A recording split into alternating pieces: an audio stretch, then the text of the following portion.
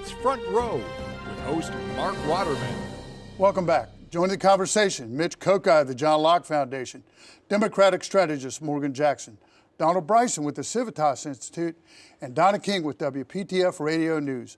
Okay, let's begin with the primary challenge to Senator Tillis. Mitch? Well, Tom Tillis is a first-term incumbent Republican in the U.S. Senate. He's up for re-election next year, and we learned this week that he will have a primary challenge. The challenger is a businessman from Raleigh named Garland Tucker.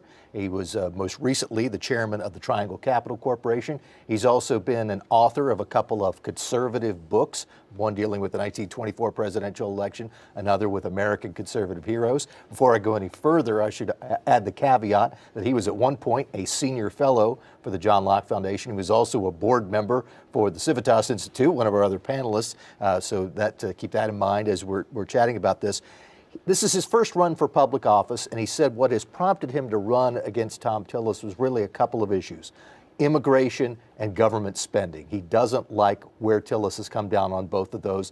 The couple of examples that he's put out are on government spending, that President Trump wanted to cut foreign aid by 30%, and Tillis voted against it. In ads and in press releases, Tucker said, I would have no problem. He's got an ad up already. He does have an ad up already, and he said, I would have no problem voting to cut the foreign aid. And on immigration, he goes back to this now infamous Washington Post op-ed that Tom Tillis wrote, saying that he was not going to support President Trump on the emergency declaration on a border wall. And then at the last minute when he had to vote for it, he voted for President Trump.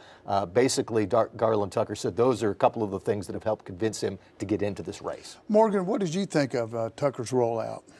First of all, I think Republican primaries are good for democracy. That's what I'll say. Good for Democrats. Well, same thing. I thought it was an aggressive rollout, actually.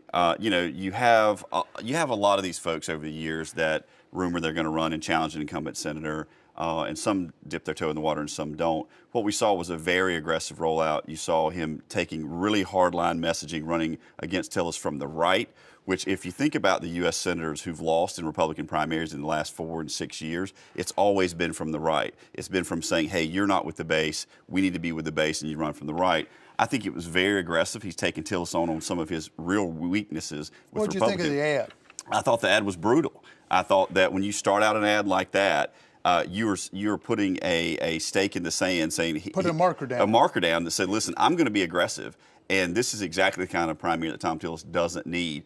When you get to November, he doesn't need a primary which is going to force him further and further and further to the right if he's successful in this primary. But again, when you look around the country, the guys who've lost, they've lost from aggressive challengers from the right. We'll see if this will amount to it, but it's good aggressive start for Donald, what do you think Tucker. of the matchup? Well, Sorry. Donna? Yeah, that's all right. Donna or Donald? Donald. Sorry. I thought that Senator Tillis was vulnerable for a primary challenge for a while now.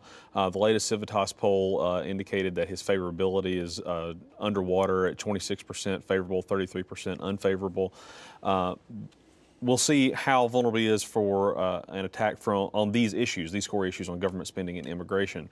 I thought that the ad was heavy and they were trying to punch really hard, but I think that they, if the Tucker campaign wants to continue to be aggressive, they need to separate those issues out and hit one issue at a time on an ad instead of going after foreign aid and immigration all in the same ad. Donna, is this a classic insider-outsider race? I think that's how they're gonna couch it. That's how they're gonna frame it.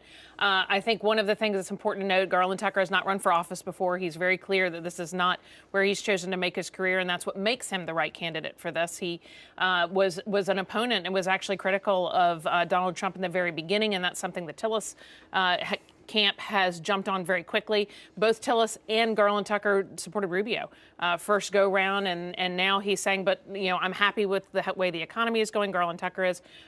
He's taken a page out of the Reagan playbook, and he said he wants. Both Tillis and Garland Tucker are going to get as close as they can to Donald Trump. In the yes, primary. I think that is going to be the question because North Carolina voted for Donald Trump there in 2016. The question though is representing the entire state. We're very blue in urban areas, and how will Garland Tucker get his message out to those voters is one of the questions. I've got to change gears. We'll of course talk about this again in the coming months.